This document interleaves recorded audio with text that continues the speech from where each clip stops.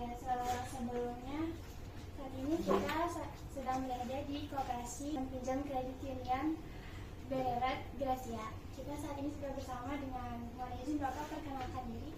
Oh ya, nama saya Pak Remus, selaku pimpinan di kantor cabang Pamulang ya. Cabang Pamulang dipercayakan untuk mengelola cabang Pamulang. Kalau kita itu ada 9 cabang. Di Jabodetabek ini ada 9 cabang. Di daerah paling timur sana ada Lebak, terus ada Duren Sawit, ada Tanjung Priok, ada Kampung Sawah, ada Cikini, sekalian kantor pusatnya juga di sana di Matraman. Terus Pamulang sendiri ada Bintaro, Pasar Kemis, Tangerang. Jadi kita Jabodetabek ada. Tidak banyak juga. Banyak. Kalau anggota secara keseluruhan itu ada 12.000 lebih. Banyak sekali. 12.000. Tapi kalau untuk Pamulang sendiri itu 1.000 lebih, 1.800-an sekian. Kalau yang kantor cabangnya di sini berarti sudah berapa tahun? Di sini itu berdiri pertama itu 2006. Udah 20 tahun ya. Tahun lah. 20 tahun. Kalau di Pamulang. Kalau untuk struktur kepengurusannya siapa aja yang di sini yang tahu? Bapak sendiri aja. Kalau cabang atau secara Iya, di cabang aja. Kalau di cabang ini dia ada manajer, Manajer.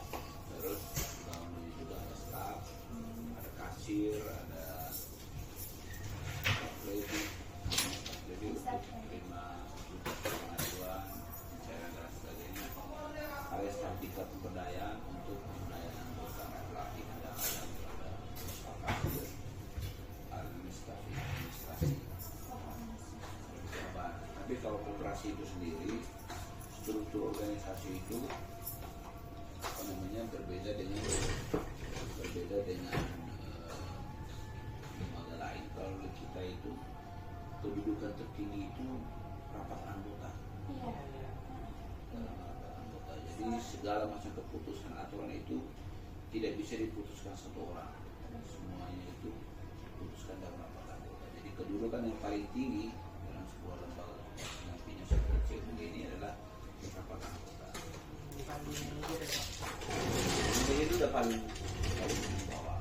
Jadi itu di rapat anggota. Karena semua anggota yang punya tabungan, punya simpanan di sini itu adalah pemilih. Dia punya saham di sini, dia bagian dari itu.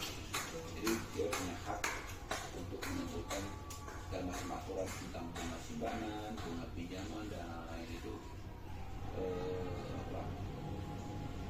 Semuanya diputuskan dalam rapat anggota berdasarkan votingnya. Sampai setuju, ayo semuanya biasanya setahun sekali kita akan kumpul dan siapa yang setuju bunganya naik angkat tangan,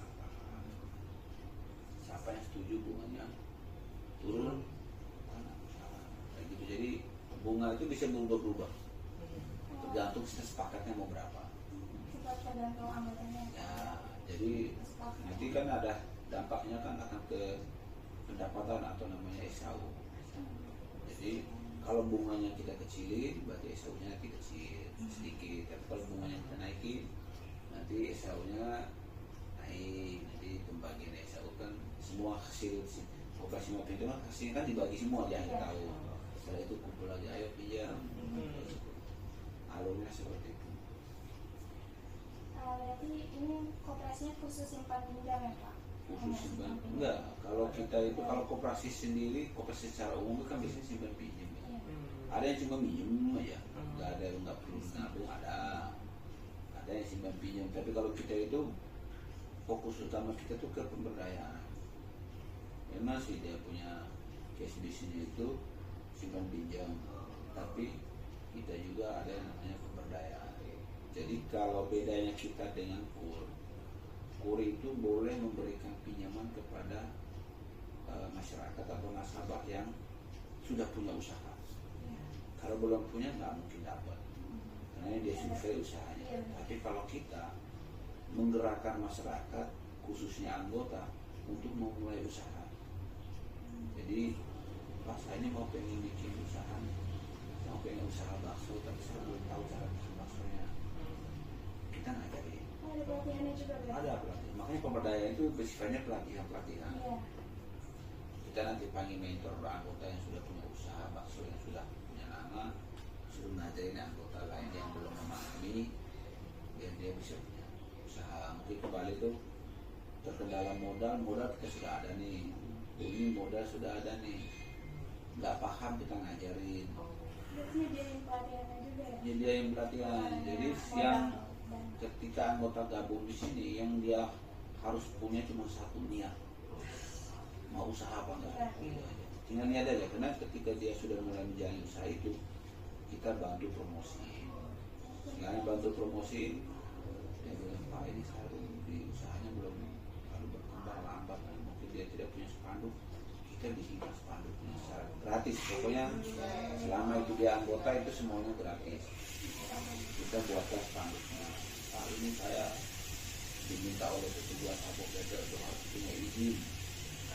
Apabila belum punya izin usaha atau NID, kita bantu buatkan izin.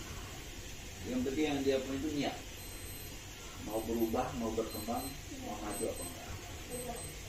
Berarti kebanyakan anggotanya itu pelaku usaha ya Pak? Ya, hampir sebagian itu pelaku usaha.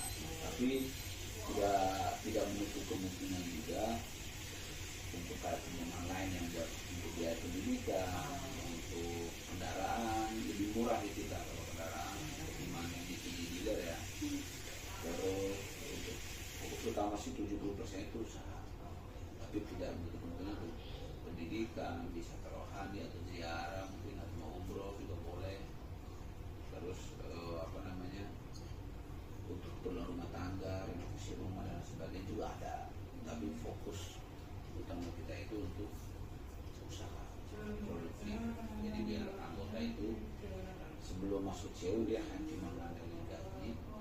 Setelah masuk CEU dia bisa punya sumber penghasilan lain selain gaji.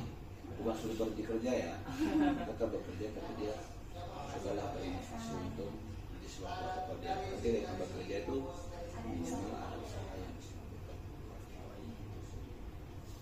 Berarti kalau singkat pinjam ini kan ada kemungkinan terjadi kendala seperti wan prestasi gitu ya Pak, atau gagal bayar. Nah kalau di sini itu gimana?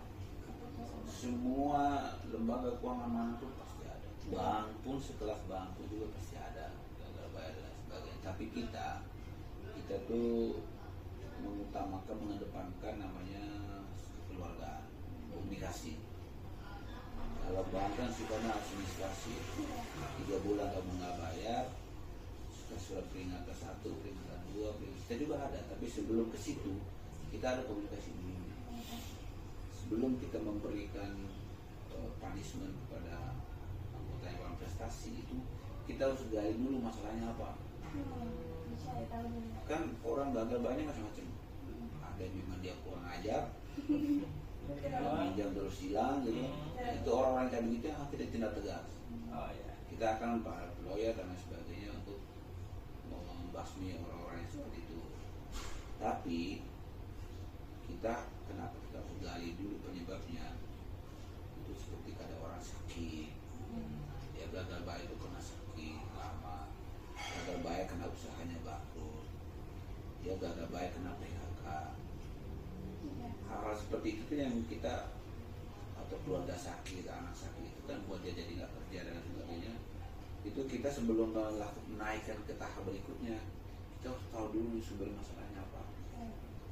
Nah itu pun ada kemungkinan walaupun dia bantu prestasi, kita akan berusaha mencari jalan keluar juga. Bantu Pak saya ini nggak bisa bayar karena kendaraan saya pakai buat Grab ini rusak dan sebagainya, jadi saya tidak punya sumber penghasilan. Kita akan memberikan solusi. Berarti kalau kita kasih motor baru, apa bisa mulai lagi nih, bisa punya pendapatan lagi, bisa juga begitu.